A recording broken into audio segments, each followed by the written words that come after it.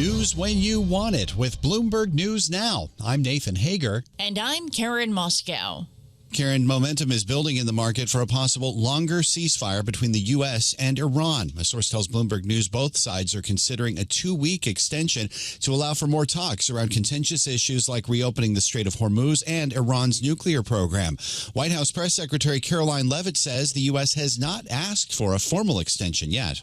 We remain very much engaged in these negotiations, in these talks. You heard from the Vice President directly and the President this week that these conversations are productive and ongoing, and that's where we are right now. Press Secretary Caroline Leavitt at the White House. We get more from Bloomberg's Jumana Bersetchi in Dubai.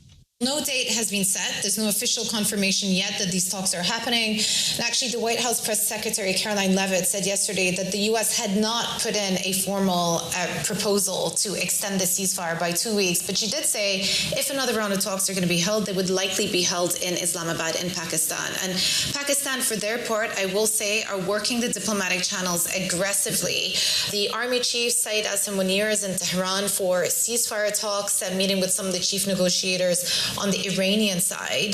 The Iranian state media are reporting that the U.S. have relayed a message via the Pakistani mediators to the Iranian side. So we'll see what their response is going to be. In the meantime, Bloomberg's Jumana Bersetchi reports the U.S. naval blockade of the Strait of Hormuz continues. Iran's state television reports the Iranian military sees prolonging the blockade as a prelude to a breach of the ceasefire.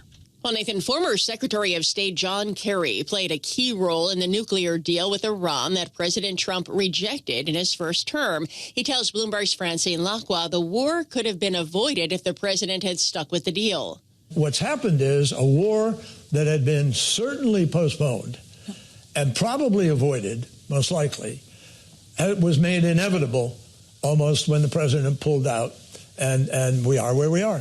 But now Secretary Kerry says the blockade of the Strait of Hormuz could be a smart decision to pressure Iran, but only if the U.S. is willing to compromise. Now, Karen, talks are scheduled to continue now between Israel and Lebanon. And Israeli official says Prime Minister Benjamin Netanyahu and Lebanese President Joseph Aoun will speak today following ambassador-level talks in the U.S. earlier this week. Those were the first direct discussions between the Middle Eastern countries in more than 3 decades.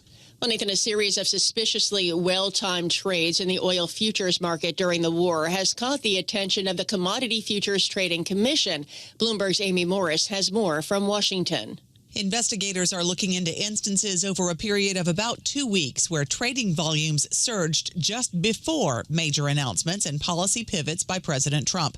That raised alarm bells about the potential misuse of non-public information tied to Trump's shifting stance on the war in Iran. The CFTC wants to see the data from the exchanges, including who was behind the trades. That investigation is now focused on trading of oil futures contracts on platforms belonging to CME Group and Intercontinental Exchange. In Washington, Amy Morris, Bloomberg Radio. Amy, thanks. Back on Wall Street, the global stock market rally continues this morning. Stocks in Japan closed at an all-time high.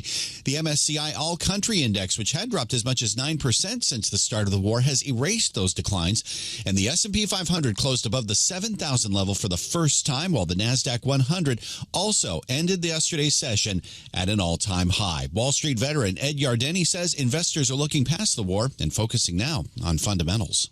When you look at the history of geopolitical crises, especially as they affected the S&P 500, history shows that geopolitical crises turn out to be great buying opportunities. So just when everything looks most dire and grim, that's when investors come in and conclude that the war will eventually end and peace will follow.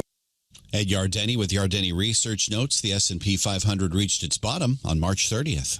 Well, Nathan, despite the market optimism, voices at this week's World Bank and International Monetary Fund meetings in Washington are more cautious. IMF Managing Director Kristalina Georgieva says investors may be underestimating the economic damage from the war.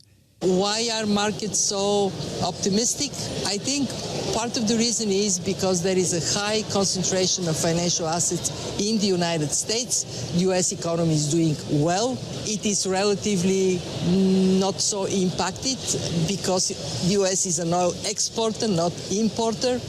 and that creates that picture of dynamism and vibrancy. But I can tell you that's not the story of the rest of the world. In the rest of the world, already there is a lot of pain. IMF Managing Director Kristalina Georgieva made the comments in an interview with Bloomberg's Francine Lacqua. Catch our full conversation with Georgieva and former Secretary of State John Kerry at our new video experience on the Bloomberg Business app. And that's news when you want it with Bloomberg News Now. I'm Karen Moskow. I'm Nathan Hager, and this is Bloomberg.